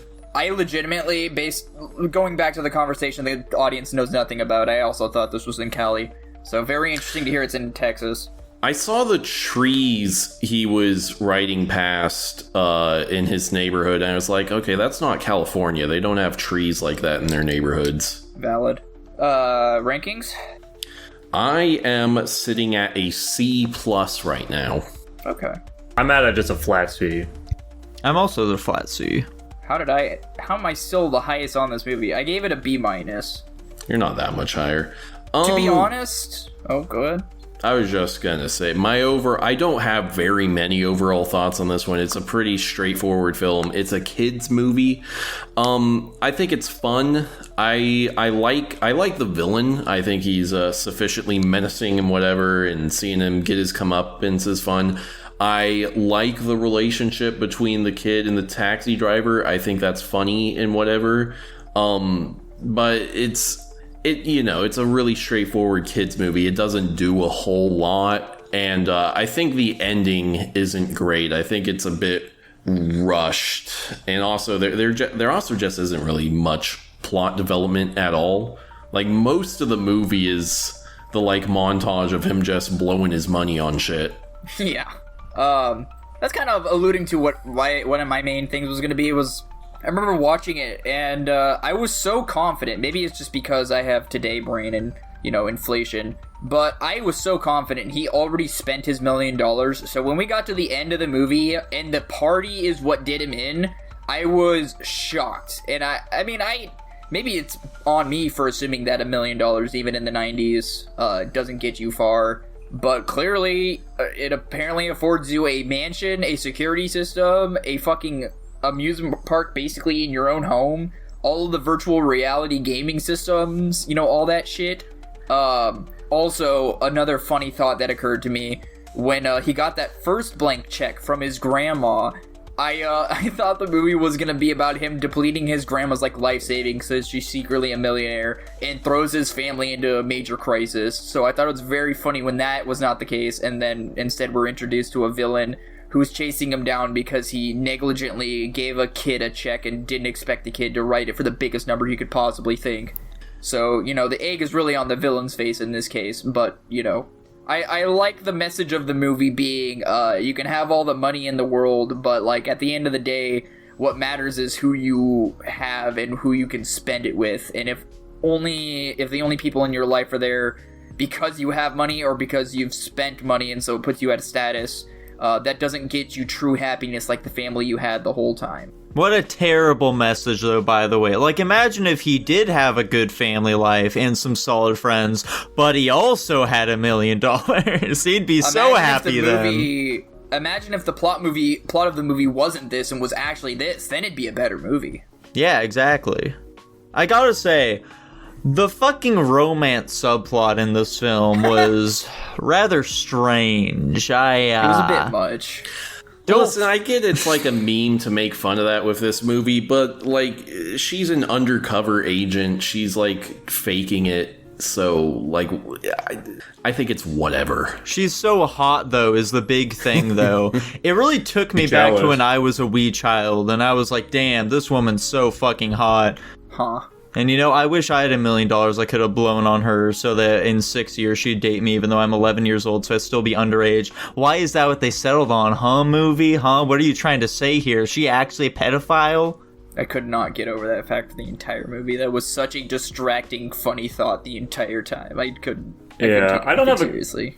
Crazy amount to say about this movie either. I do think the romance subplot is so fucking goofy, especially that he literally gets a kiss at the end. That shit's crazy. I think the ending of the movie does feel very rushed. They try to set up that the main bad guy is going to take over the persona of Macintosh, but, is he stupid? Why does he at that very moment? Is he dumb? Is he stupid? Yes. It seems kind of dumb. I mean, it's a bunch of, stupid kids movie hijinks of the kid getting away type thing. It's just... it's just some turn your brain off. This is some kid doing something and I agree. I don't particularly enjoy the messaging of this movie either.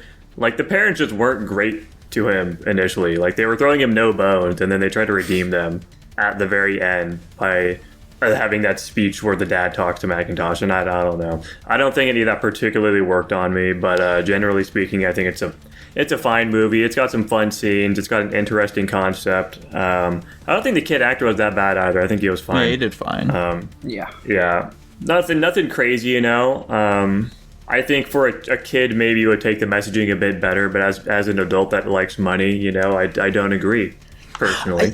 Particularly, the messaging really just falls flat at the end, because it's he blew all his money, and I was like, man, those personal relationships, those are what really count in life. But his brothers are still fucking assholes to him. None of that changed. If anything, literally nothing about his social standing changed at all. Nothing has changed whatsoever in his life. Like, if they gave him his own room at the end, that would be something at the very least. But no, he gets nothing about his life is different from where it begins and ends. What's dumb too is that the whole timeline of this movie kind of fucks it up as well, because it takes place within like a week, or like 6 days or something. So like even if there was some amount of development that could happen, that's such a short time to come to the conclusion of, oh yeah, life is not good even though I have $1 million and I live in a mansion and all these fucking things. Like, shut the fuck up, come on. It's like the only thing he really has is the promise that when he becomes 17 he'll get to fuck a hot MILF. Mm-hmm. Which, you know, to be honest, sometimes that's all you really need in life to keep going. I'm pretty sure that's at the top of Pavlov's hierarchy of needs. But I don't, to be honest, not much to say about any of these movies, but particularly this one. Yeah, I don't have anything else to say, really. Mm-hmm. Awesome. Well, fantastic, guys. You know what? After talking about it a bit more, I'll drop it down. I'm giving it a C- instead. Wow. I'm gonna stick with my C+, which in my new system means it's a solid movie. Was this a solid movie? Yeah, it's a solid movie. Yeah, I don't know about that. I'm sticking at my C. You know, I think it's fine for a kid's movie. I think there's some entertainment value here, but it's a little stupid, but that's kind of what I expect for something like this. It's a Disney movie at the end of the day. Anyway, I'm not going to change my... And it lands at a C+. How exciting. Holy smokes. Another... Speaking of C+, we've got my pick of the week, which was the 2014 film As Above, So Below, where we have the biggest fucking quant of all time. I mean, she's not an actual quant, but she's got like 1,000 degrees. She is like the Mary Sue of all time. You know, she is qualified. They go down into the Paris catacombs under the goal of finding the Philosopher's Stone, which is what the chick's dad really liked. And they end up going through the various layers of hell and having to redeem themselves or die, and they make it in the end. Fun fact. This was the first ever film to have permission to actually shoot in the Paris catacombs. Oh, that would make sense. Right now, I'm sitting at a B+. That seems a tad high for me personally. I'm at a B. How about you, Dylan? I gave this an A-. Interesting. I am pretty low on this compared to you guys. I'm like tossing up between a C+ and a B- for myself personally. That's not super I was kind of far off. considering B- as well, but I mean the premise is kind of neat at the very least, so I wanted to give it at least a little something there. Yeah, I'd say that's the main thing in this movie's credit is it has solid vibes and it's an interesting idea. Yeah, I'm a little scared. Not necessarily of the movie, but just because when we went into this, I don't remember who said it, or maybe I imagined it, I don't fucking know. So we went into this hearing that the movie was bad, so... It didn't have great ratings, that's all I was going off of. Yeah, I think the Rotten Tomatoes critic score is it's a bit I don't harsh. see how you. What was it? It was like a 26%. It's a 29 or something. 29? Yeah, I mean that's the same thing for I- Blank Check as well. That had like a fucking 5% or some shit like that on Rotten Tomatoes, and like, Okay. come on, neither of these films Yeah. are that bad. Not at all. I didn't know that about Blank Check, but like regardless, I went into this movie with that. They're like, all right, I'm not gonna expect much out of it, but let's see what's going on. And I was watching it, I'm like, you know, this movie doesn't seem so bad, but I was like, maybe something happens later that detracts.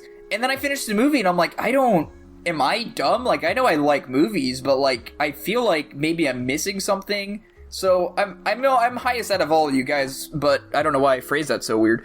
But I'm at least relieved to hear you guys aren't as low as I thought you were gonna be, just in case I missed something. I agree with Tanner. I think the vibe of this movie is very well placed.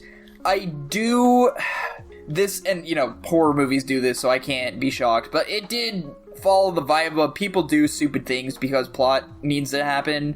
I just don't like. And I get, they need to push the plot, of course they're gonna go into the tunnel. But I know, as soon as they're like, oh, I didn't do this thing, oh, this is your graffiti, you've been here before. And it's like, no, if people are being super cryptic about it, I think it's safe to assume, maybe that isn't the case. Or, then they get out of the weird booby trap room, and they find a magic rock that heals somebody's wounds. And then they find, like, their friend after, being gone and never seen again for several years. And he starts acting weird, and then, like, your first reaction when you come back to him after losing him is, let me see if he's okay. I kind of, like, I think we all could have, but kind of called the chick just fucking dying there. I don't think my first reaction is to walk up to a man mumbling and hissing, in dark catacombs, and, like, assuming all is gonna be fine. Other than that, though, I thought everything was fine for the most part. It did kind of hit a weird snag where people were dying from, like, forced circumstances, whereas the other people were dying from accidental circumstances, and I'm mainly reflecting on, I guess the first chick's death could be an accidental circumstance. The black guy dying, I feel like, could be very easily avoided, just because I hate the tropes where it's like, you hear a noise in a dark catacomb where there's evidently, creepy shit going on, and he just fulfilled the role of, is somebody there? And I'm like, you're already fucking dead if you're asking that question. My first thought is to get the fuck out of there. But, maybe my survival instincts are skewed. And then the forced circumstances of people dying is, like, the guy getting sucked into the fucking burning car and then buried underground. And then... So, like, the things about those deaths, Dylan, is that the idea that the film seems to be giving us here is that these are, like, events from their past that they have, like, regretted to some degree. Right. Which is, like, these are the things that they're being killed by. Like, our main girl, she gets confronted by her dead father. But it's by, like, accepting those events, like, that is what ends up saving our characters in the end, is what's seeming to pose to us. Yeah, but in that regard also, so then in that case, the only guy who died from his regrets, I guess you could say, was the guy who got sucked into the burning car. I didn't see how the other people dying or the rest of them almost just weren't that clear. Like with the this movie's very obtuse with some of the way it does its storytelling. The when the black guy dies, it's like some woman with a child that pushes him. So maybe impregnated some woman and abandoned her or something, and he feels guilty about that. I think he has a line earlier in the film where he says something like that, where I think it was like after they see, it's like there are a bunch of fucking strobing lights or some bullshit, and we see like a flash of a child down there in the tunnels. I think he says something about how, like, I got like a girl pregnant at some point or some shit. Yeah, there's a bunch of... Everyone dies presumably for some sort of reason with that, and they just need to accept that to be able to get out of hell, and some of them don't, or they can't. Yeah. And yet, like, Jackson just brought up perfectly, like, my biggest complaint is that this movie has, like, it is obtuse. It has a lack of clarity for a lot of it. I think a lot of the ideas they're doing are very cool, and, how it's meant to correlate pretty heavily with, like, the narrative that happens in Dante's Inferno, which...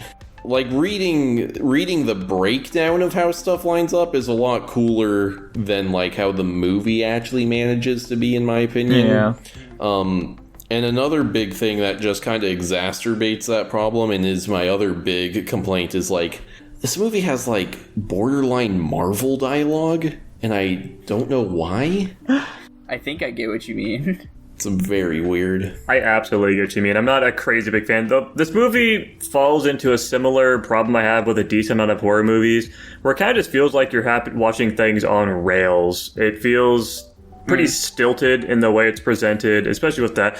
Like, this is just, I think maybe I just don't like found footage horror films. I think a lot of them seem kind of pointless, and this is another one that just feels kind of pointless. Like, a lot of the shots they're actually doing with, like, other people recording conversations just seem fucking stupid, and there's so many of them. Like, it works in some instances, but they don't even really, like, play with it that much. Like, the only thing I can really think of about, like, them playing with the format is when somebody, like, drops the camera and they go and, like, run and, like, pick it up. But it's so rare they actually, like, do something with it. It just feels so low effort.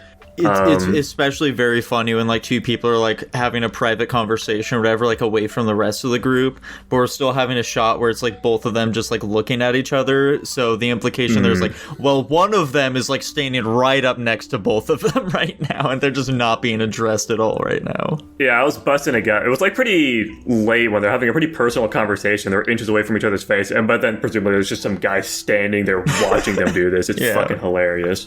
Tons of shit like that. The whole, like, opening scene is a little strange too. This is just a weird movie for me. I'm not a crazy big fan of it. Like, I agree very heavily with what Tanner said, where it's more interesting to like learn about the movie rather than actually watch the events that portray or get portrayed.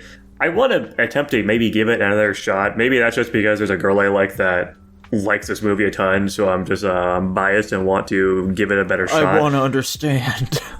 Maybe there just isn't anything to understand though, and that's what the horror really is with this movie. But I think the set's fine. I think it does a good job with its atmosphere. Generally speaking, it definitely feels like there are stakes, but also the main character is a fucking Mary Sue, and I felt absolutely no fear for her at any given point. She just like immediately figures out all the puzzles very quickly. She's very knowledgeable about the whole circumstance.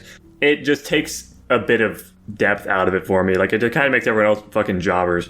I do think the ending of the movie is interesting. I like that they leave and it's inverse. I think that's cool because it kind of opens up, like, are they out of hell? Are they still in hell? Are they in like an inverse world? You know, I think it's interesting. Yeah, that's kind of what I was thinking.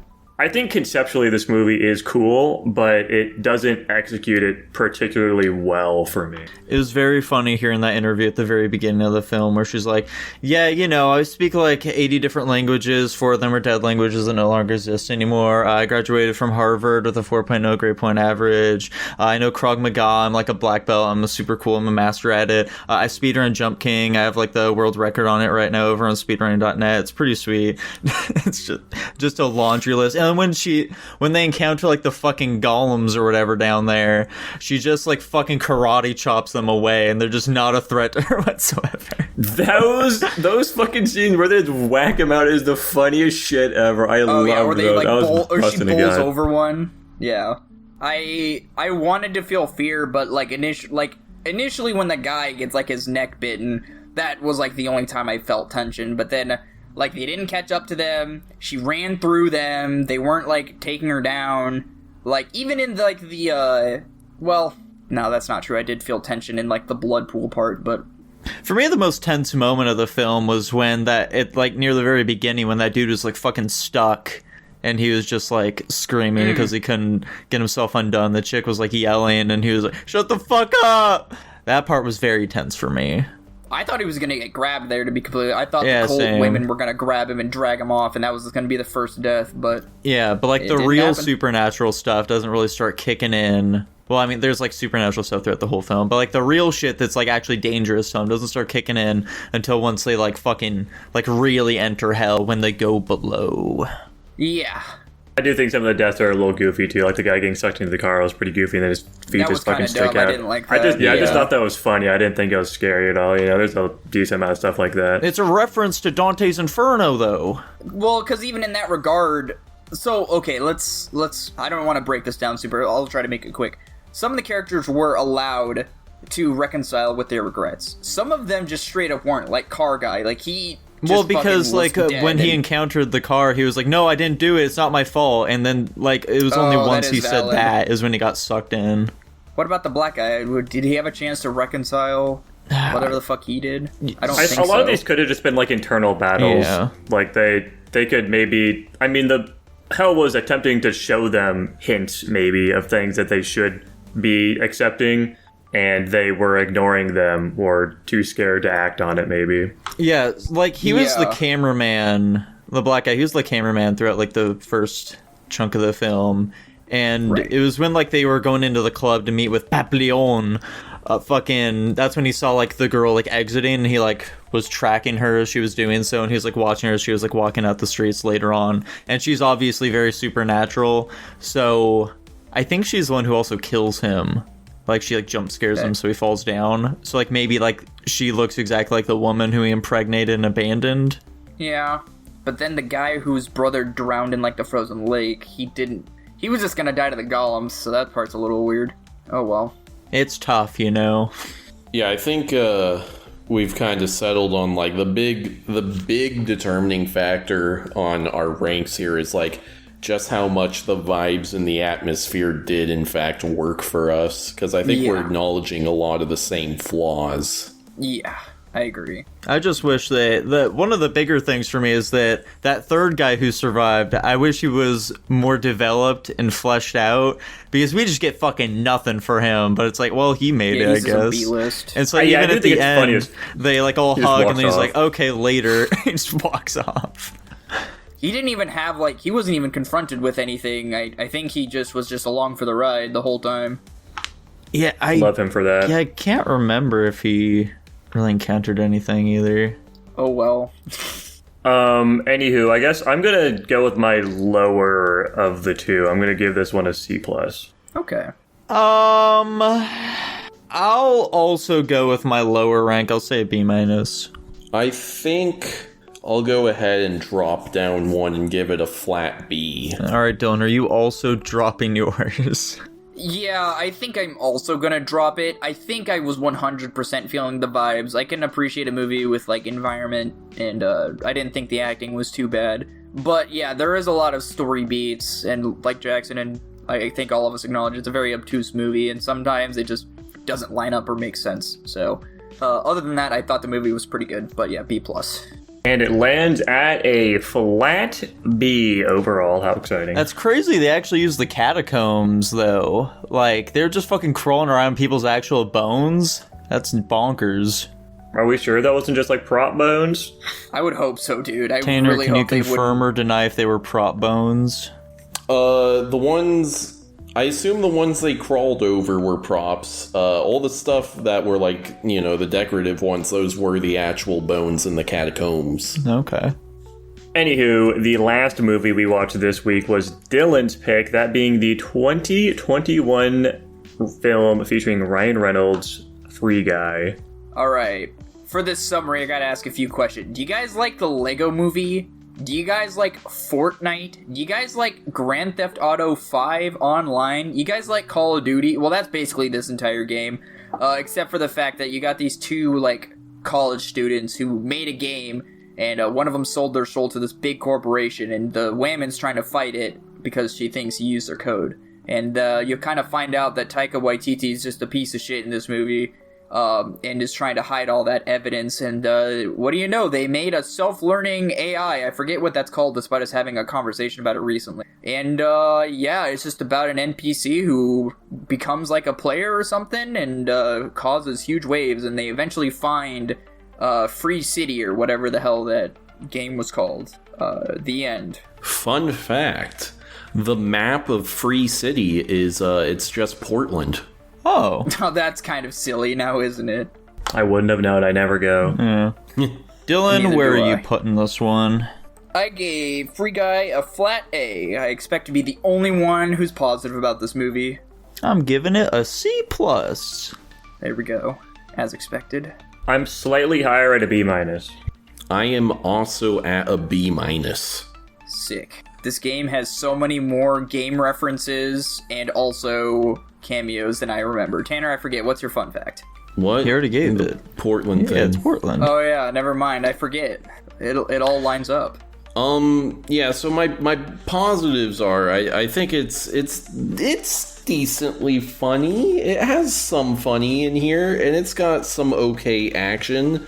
I actually like the love story. I think it's a little sweet and whatever. The biggest negatives, and I assume Jackson and Nico are right there with me, is incredibly cringe reference humor. Yeah. And the boomer interpretation of what video Yes, games are. that is by far my biggest Oh problem. my with it. god. Yeah, it's... I mean, they definitely had an interesting concept here, but yeah, it just feels so outdated. Mm-hmm. And like Tanner said, they have some funny moments, but it is pretty cringy at times because of that reason too. Like, even things aren't like necessarily supposed to be funny or cringy just because like that's not how this shit works. a lot of moments like that. Yeah, just the way in which, like, the whole video game world looks when he first, like, puts on the glasses. It's like, why the fuck would anyone play this? This is awful. Yeah.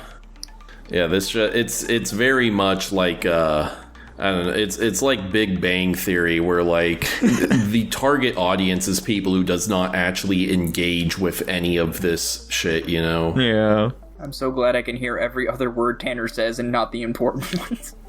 Unfortunate. I'm just here to listen. I'd like to hear your guys' thoughts on this. I acknowledge that this movie didn't connect with you guys. That's why I just want to know. I'm just curious. I think the last moment or the last scene where the guy that modeled Blue Shirt Guy after himself, and that's why he was so in love with the girl, I think that was cute. I enjoyed that. Kevin Keeley from Stranger Things? I haven't watched Stranger Things. Maybe the guy across the street and they have that little moment across the coffee shop. I think that was cute. And some of the other emotional moments I think are interesting too. I don't have a ton to say about this movie, so to be completely honest. I think the CG looks fine. I think generally speaking, it's a visually good looking movie, even if it is a bit overdone at times, I could say. Yeah. Alright, well, let me go ahead and get my random bullshit out of the way that you guys will ultimately end up disagreeing with, but I don't care, because I think this movie's pretty silly. I think that I just like cringe humor. That's the unfortunate portion of my existence. Remember 2 episodes ago when he said he doesn't like cringe humor? No, I don't remember that, actually. But... Dylan, what in your mind is the difference between cringe humor and awkward humor? I don't know. Okay. Anyway, I just like how goofy this movie is. I more so viewed it as they're aware of probably what video games are, but they just wanted to exaggerate it because they thought it'd be funny. And that's how I like to interpret this movie. We obviously know that's not how video games are, but like, in a reality, you can see from an outside looking in perspective where people would look at video games and see this shit. And that's what, like, the byproduct is, and I think that's what makes it silly. I also just like Ryan Reynolds movies. I think he's a funny guy. Again, that's just my avenue of humor or something. I don't know, I just vibe with the movie. I can't really go beyond that. I think the CGI looks fine, I think. I'm gonna stop trying to say CGI is good or bad, because I don't think I am qualified to expound on that. The cameos are pretty funny. When Nico said Pokimane was in this, I said yes, but also I forgot. He said Jacksepticeye, I knew that one. Markiplier, he also said, I knew for a fact he wasn't in this movie. Jacksepticeye was one of the ones you said no to. Yeah. Is he one of the ones I said no to? Yeah. I swear I switched them around. Oh well, I don't know. I like references in movies, and this movie just has a shit ton of them in it. I love you say that pretty consistently, and it's very funny each time. Yeah, we're very happy that you're one of those people. I liked that they had the Mantis from Halo in this movie.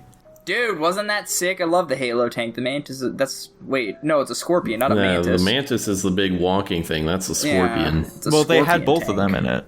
Oh, Was did there a they? man- I didn't. Yeah, I I didn't remember see the seeing it Mantis. walk in the Yeah. background. I didn't know it was a Mantis, but that does check out. You got Hulk's arm, you got Captain America's shield, and it cuts to Chris Evans being like, "What the?" Which is funny Yeah, because that shit fucking sucks. he God. doesn't curse in his own movies, but it's funny that he sees that and almost curses. It's a reference to Marvel movies. It's pretty cool. Yeah, that sucks. They had a Mega Buster for Mega Man. That was pretty cool. One of the worst parts of the movie. That is the worst thing about this movie is just these terrible reference jokes where it's like, "Hey, you're retarded, right? Look, it's a thing from some other thing Honestly, you like, dumbass." some of my least favorite things for this movie were just like the live action, not the live action, but the in real life shit. Like Taika Waititi, whatever the fuck his name is, I don't know. I think his character is dumb as fuck. Yeah. It's so bad. I don't like him. He's just he's so annoying. He's not intimidating at all, and he's just stupid. He just is constantly making the dumbest fuck mistakes the whole time. It doesn't even take like somebody that knows the. I didn't find it funny. I just find it annoying. Like, it doesn't even take somebody that needs to know a ton about like game development to understand that all the shit he's doing is fucking retarded. Yeah. Like, oh yeah, I'm gonna destroy all my fucking servers. What? Why would you do that? Or like, why does so much effort need to be, used to fucking stop Blue Guy from getting to this island? Why can't you just fucking like delete him? It doesn't make any sense. Does the game have no admin tools at all? I mean, clearly it does. If they can make a big ramp come out of the fucking ground, they can do that, but they can't just select him and fucking click the delete button and he's gone. It's so why not just strange. pay the guy a fucking licensing fee? Because he's Supposedly gonna this is steal the it. most popular video game that has ever fucking existed. He's just so greedy. Corporate greed. That's why. It's so stupid, man. It's so fucking stupid. Or like, why did they even keep the assets of the game I was wondering that too. I know that a lot of games will just like have these fucking assets just like in the game files, but like that was a fuckload of stuff. They just have like this entire massive other region just lying around. It's why'd you keep that? That's an optimization nightmare right there. I feel like the lazier thing would have been to just delete it all. Like what they. Alas, that's not what happened. Also, just like the way in which like the game just like kind of logics out like how any of this is actually functioning within the game world itself, like how that must look from the player's perspective who are actually playing it, doesn't make a lot of sense. Or like there will be moments where it's like they're doing that like cool thing where it's like both the characters are like facing each other like face to face, but like they have their guns over each other's shoulders and like shooting the guys behind them. It's like you're just staring at a guy's face right now as far as your screen is concerned. Or like fucking she says at one point, Ryan Reynolds, he kisses her, and the dude's like, huh, that's not a function in the game, but then she just fucking does it later. Yeah. It became a function after that. He just added it. They implemented it. They saw it was touching. It was an option that was limited before, and then because it's like an unlockable action, you can't do it unless somebody else does it for you, you know? That's not a thing that's ever happened. And maybe not in our world or our reality, but in this one, my logic is undeniable. So guys, I'm giving this film a C+. How about you? Do I want to knock it down one? It is, Dylan was alluding to this too, but the parallels between this and the Lego movie is also pretty fucking funny. It's pretty obscene, dude. It's crazy. The Lego movie, of course, does it a lot better, unsurprisingly. Oh yeah, also the fucking like God mode tools that they use at that one point when they're hunting down Ryan Reynolds. It's like, I'm gonna shift the entire environment for us. When it's like, just give yourself flight and just fly up there and shoot him. I was really hoping to see him just like, you know, he's not like doing a cool superhero pose to fly. Like they're just like fucking moving his model upward like you'd see in a game. Dude. Oh, that reminds me too, fucking Ryan Blue Guy, his acceptance of him being an AI in some video game came so quickly too, and it felt very unnatural for me, but I'm not, that's not a crazy big downside for me. Yeah. He is an AI, which means he's incapable of feeling emotions, so it makes sense that he got over it so quick. That's like his whole fucking character is that he's feeling emotions, and it's different for that reason. Anyways, I'm gonna keep it at a B-. I think I'll keep it at a B- as well. Obviously, like, what we're pointing out is so very valid or whatever. Ultimately, I like, it's what brings the movie down to the B-, but it's mostly overlookable. I get, maybe I'll probably end up lowering this later on, but I'm gonna put it at B-, which means solid. It's a solid movie. Guys, I know I criticize Tanner for this all the time, but I just realized this is one of my it's so bad it's good movies. No, it's not even that bad. You just think it's good. Fuck you, Tanner. I'm using your logic. No, you're not. You're using the opposite of my logic. I'm not. Get over it. Deal with it. But you're. I mean, I guess let me phrase it this way, Dylan. Are you laughing at this movie or with it? Both. It's impossible to have a conversation with this guy. Where's the movie land, Jackson? I zoned the fuck out. Did Dylan keep his A? Yeah. Hell yeah. I might even raise it to an S-. 2 places? That's crazy. Well, if you're not going to do that, then it's going to land at a B. The exact same rank as above, so below. Dude, it makes so much sense. They're the same movie of the day. True, I guess, true. What are you guys picking? Well, you know, it's Pride Month right now, so Oh no. I feel like it's important to pick a movie that celebrates our very own prideful boy here, Tanner, which is why I'm going to be picking the 2023 film, The Iron Claw. Never heard of that before. Is it The Iron Claw Yeah, or The just Iron Claw. Okay. Dude, that's so close to his gamer name. As promised, I'm going to be picking an easier theme for you guys to guess, so make sure you're paying attention. And the first one I'm going to do... I need to pull up the year on this, sorry. It's going to be like RuPaul's Drag Race. Dude, I only have enough brain capacity for judging the movies. I don't have enough brain power to guess the theme. The first one is the 2000 movie Battle Royale. Oh, interesting. Dude, it's Interesting. Fortnite. I immediately know what your theme is.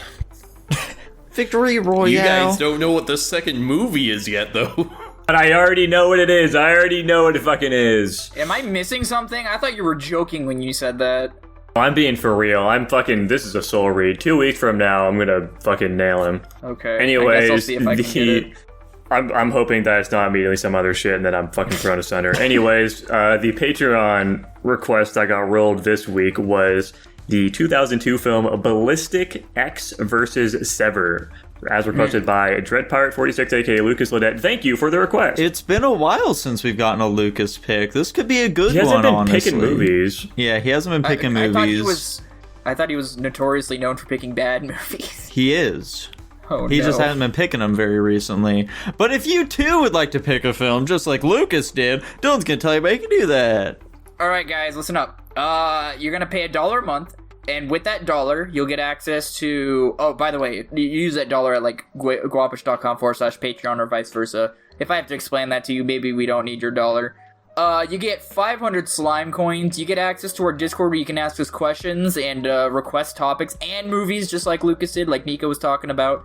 And you get early access to the podcast whenever that goes up, pretty early from what I've heard. You get access to the pre-guap, which is the show that goes on beforehand. It got a little political today, not gonna lie, but I'm sure you guys don't mind that, right? And, as a last added benefit, you get your name read out at the end of every episode, just like GH, Slayed by J, Blake, Nedagant, I Love Lesbians, Top Ramen Man, Twisted Pear gave me Testicular Torsion, Tutbot, Lucas Ledette, Hunter, and Jacob Edwards. Thank you all for your $1. That's right, everybody. Thank you so much for watching. If you enjoyed it, be sure to ring that bell icon, subscribe, and we'll be singing you next time. Bye-bye. Bye.